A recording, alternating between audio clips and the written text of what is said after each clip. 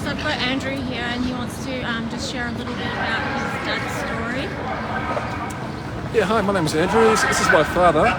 He died at the Alfred Hospital last year in July. These three words sum everything up: courage, truth, freedom. I wrote this not just for Dad and for me, but also for everyone. I suppose the main reason to expose the truth, and also to give my father as an example, to give people a bit of courage to stand up to tyranny. Basically, yeah, this is my dad's Polish Husty, which he made 3 months before he died. My father, he was a child during World War II. He faced Nazi firing squads. So half his family was called the Nazis. He survived communism, came here to Australia back in 1958 with his first wife. They divorced, remarried, they had me. So yeah, for me he was like a father, a grandfather and a best friend rolled into one person. He was living with me for his last 3.5 years. Dad, he knew straight away back in 2020 that there is no pandemic. It's all about control and spying. He never got jabs, he never wore a mask. He'd go to the local shops and chemist warehouse. He'd have security guards harassing, intimidating him. He'd go and get his meds. He'd never back down. Like usually, if it really pushed him, he'd say, "I was born free, no one born yet to make me a slave," or similar comments. Yeah. Anyway, beginning of, have you got this already? Or can I check? It's in there, yeah. You can so he became sick. He was sick for 5.5 months, June, July last year. He was abused at the Alfred Hospital under cover of the pandemic rules.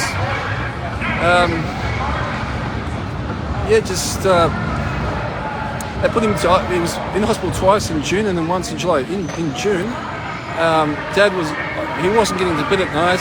I knew something wasn't right. I mean, it's all in here, but the ambulance didn't want to take him because he didn't want to put on his mask or agree to a COVID test at hospital. And at this stage he was he wasn't fully conscious. I didn't know what was wrong with him. And I had to beg the ambulance officer to take him. Luckily he was home within 23 hours. They gave him antibiotics, which made him perk up mentally, so we were happy with what he was improving. But for the next 2 weeks he wasn't eating, so his GP said, "You better get him to hospital again." He was put into isolation. He was physically getting worse and worse, but mentally he was worse. And I remember he called me up 10 o'clock at night. I could hear him crying, saying he's never been treated this way since he came to this country. Everyone's against him, they're making him wear a mask. And he had pneumonia, so he couldn't breathe, so imagine your lungs full of gunk. Yeah. So they were ignoring their medical training and they were just listening to the rules. Yeah. And what he says, when the staff turned away, he rips the rubbish off his face. Anyway, he's back home after 2.5 days. Last time in hospital he was at the Alfred in a so-called normal ward, so no longer in isolation from the 5th till the 15th of July. On the 10th, the doctor calls up saying, "You better come quickly because Dad's become worse, they had to put him on oxygen." I go into the Alfred hospital, and as I walk in, there are these 2 queues of people, just like everyone wearing a muzzle, a mask, with their proof of jab on their phones, just stand there like brainwashed sheep. Yeah. I walk in like this.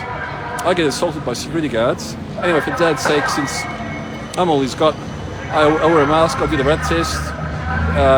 I go up to the second floor where Dad is. And for Dad to see me, his son wearing a mask, would be like someone sticking a knife in his chest. So I'd go up to the second floor, go to his room, walk in backwards, pull the curtain around his bed and take the crap off my face, turn around and see if Dad could see a normal person, normal human. They'd limit how long I could stay with him. Dad wanted me to be with him all the time.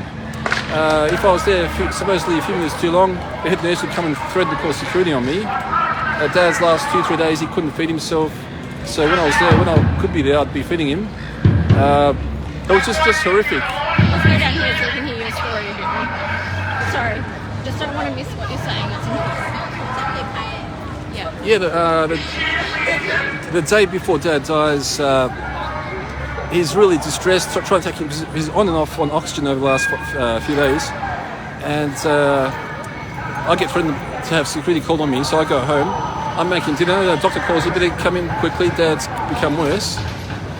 And I get to the hospital. Dad's been moved to a separate room where he's now by himself, and he's kind of half sitting up in bed, and he's not really conscious. So I don't think he was aware I was even there. So those criminals stole any last chance of us being able to talk with each other.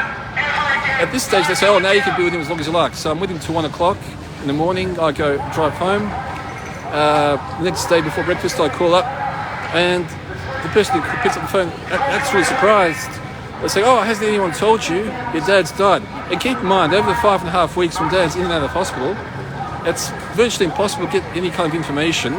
Often I'd be on the phone half the day. I couldn't get through to anyone, to a doctor. And just to think that all this, mental, physical, financial, with countless people could have easily been avoided if more people had a tiny bit of courage. Yeah, like All my the, dad. all the doctors, if 15% of the population of my dad's approach, I think I already said that, there would have been no lockdowns, no jab injuries, we'd be living we'd be free. Yeah. And as you read this, keep in mind it's not just about what's been happening in the last few years, it's also about what might happen to so-called smart cities, concentration camps, which the crooks at the top are planning for us. And also, I want you to think of my father, when you read this, keep in mind a large fire can start from a small spark. Yeah. Just think of my father as that small spark. So yeah, please share this with everyone you know, your family, your friends, everyone you like, everyone you don't like. So if people want to look up this story, they can look up this or email you? That's my friend's, I don't have a computer, it's Vince Bowenski's the best person. He's got this plus a few extra notes. Yeah. I suppose this is my dream. You know how we had the huge protest back in November 2021? We had roughly 450,000 people in the city. Most of those people have gone back to their lives. They think that life's normal, that they can go to the shops, to the pub, not wear a mask, not use a QR code. Yeah. But in hospitals, all those sacked doctors, nurses who haven't been jabbed still can't get their jobs back. So if you end up in the hospital right now, there's a good chance you won't be taken care of as you should be. If you can't feed yourself, you might be starving. Yeah. That was the situation with my father. Yeah. Nothing's changed now in 2023. Anyway, what I hope is that people will see this story, get that, we don't need to be heroes, just a tiny bit of courage. We've got sheer numbers. Yeah. I'd love to see 2 million people mobilised like an army with all those sacked doctors, nurses, and march on our public hospitals and peacefully. Yeah.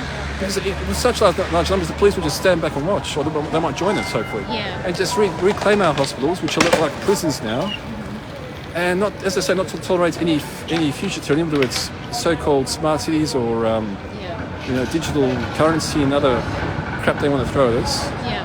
But yeah, thank you very much. No, thank you for sharing your dad's story and your story as well. You're like your dad, very brave in what you're doing and sharing your stories. I don't think I'm brave, but yeah, thank you. You are. Thank you.